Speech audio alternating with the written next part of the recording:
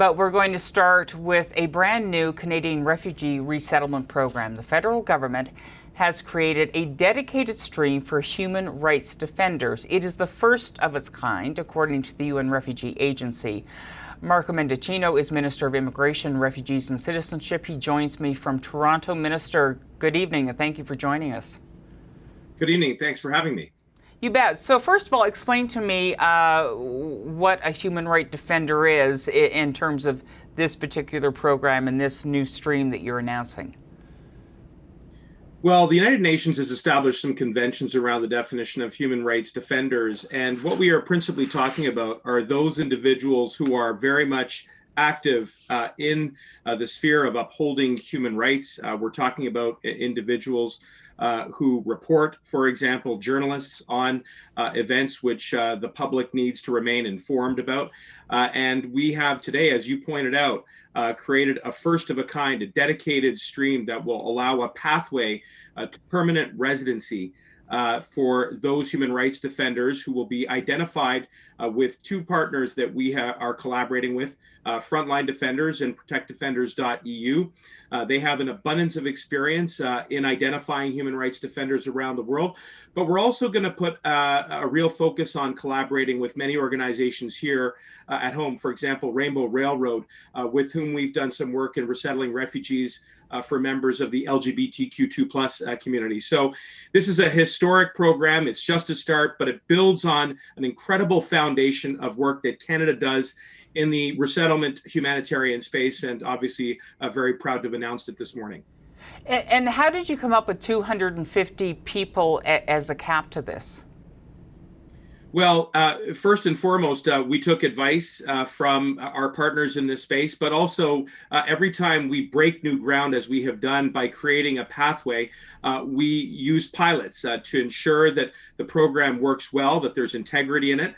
And there are obviously some parameters that we work with. But I do want to point out that this new program is in addition to the robust asylum system, which we have put in place to provide safe harbor for the world's most vulnerable. And, you know, as Filippo Grandi, the UN High Commissioner for Refugees, has pointed out, at the height of the pandemic, when the world's borders were closed, when the waves were crashing on all of our shores, Canada still found a way to offer refuge for those who needed it. And in fact, in 2020, we fully resettled more than a third of all of the world's total of refugees. And this is just, again, another example where Canada continues to show leadership.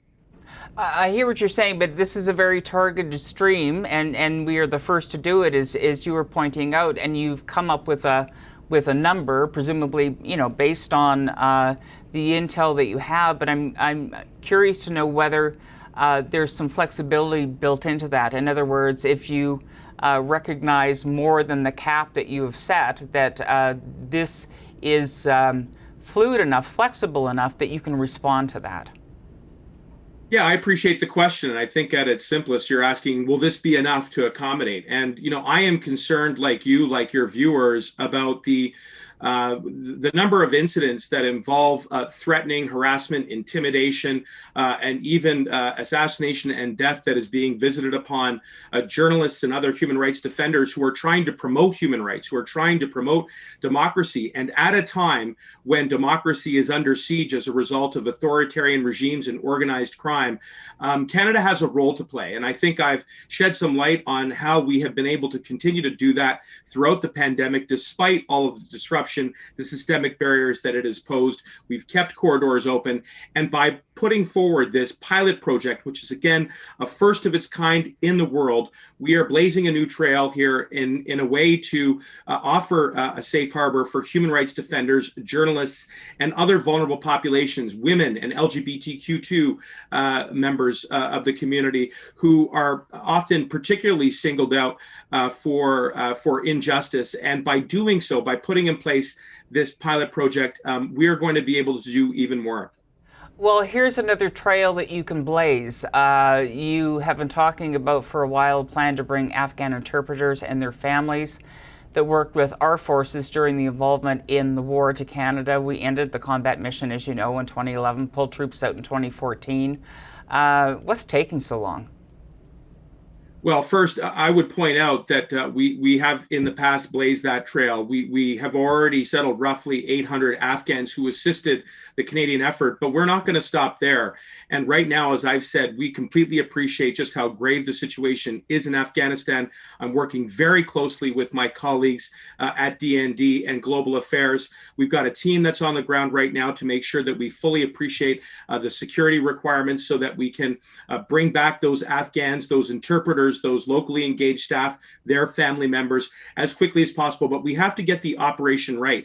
You know, I was asked yesterday, well, what's your concern if you don't get it right? My concern is that we'll see more loss of life. And of course, no one wants that. So we're going to take quick and decisive action. As I say, we're hoping to have more to say on that very, very soon. And it is the right thing to do. Morally, these are Afghans who put themselves in harm's way to support our armed forces members, to support our embassy corps there. And we are going to make sure that we move forward with that.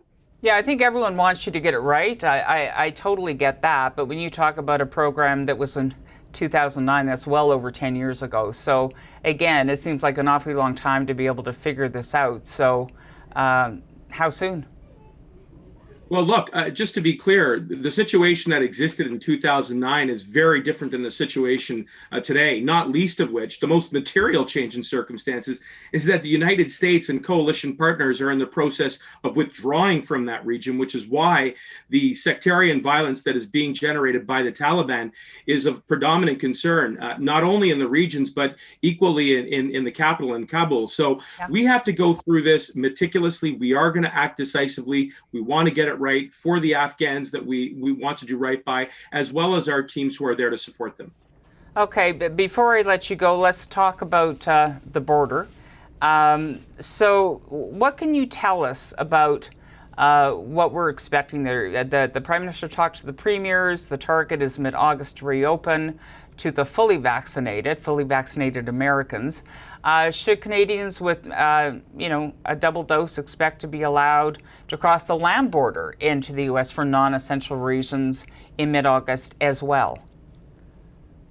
Well, the first thing I would say is a big thank you to every Canadian that's stepped up and taken a vaccination. We've seen case counts come down. That's allowing us to reopen the border. You saw that on July 5th, we now allow travelers returning to Canada with double vaccinations to enter without need of quarantining and isolation. But the other thing I want to just really stress is that we're not out of this. Canada is doing well, but COVID continues to rage around the world, and we just have to be very cautious in the way that we reopen our border. And I think that's what the majority of Canadians expect. So we'll continue to do this incrementally.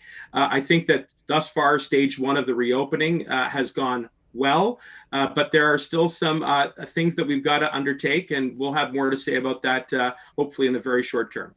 So that still didn't answer the question about the land border. So what's the plan there? I mean, can you be more specific about when this will apply to the land border? Well, I don't want to preempt an upcoming announcement, but I will say that we are absolutely working very closely with our partners in the United States. Thus far, the reason why the arrangement has worked well is because it's been reciprocal. We've shared an approach with the United States that by and large has helped us manage the risks of the pandemic on both sides. So I think we want to continue with that principle in mind. And when we have more to say about it, we'll be back. Okay, so it sounds like you're confirming once we've decided on the land border that it would be open to non-essential travel, that it will for sure be a two-way street. It will be both ways whenever it's announced. Well, I'm not confirming anything other than to say that we're going to continue to work. That's what it sounded like to me. So did I hear it wrong? Well, don't get too far ahead of your skis. What I'm saying is that we're working closely with the United States. It's an approach that has served both of our peoples well, and certainly as we take the next steps towards reopening, we hope to continue to collaborate very closely with the United States. Okay, we'll leave it there. Minister, thank you very much for your time. I appreciate it. No, thank you very much. Have a good weekend. You bet. Hi, I'm Vashi Capellos, host of Power in Politics. See more of our show by subscribing to the CBC News channel or click the link for another video.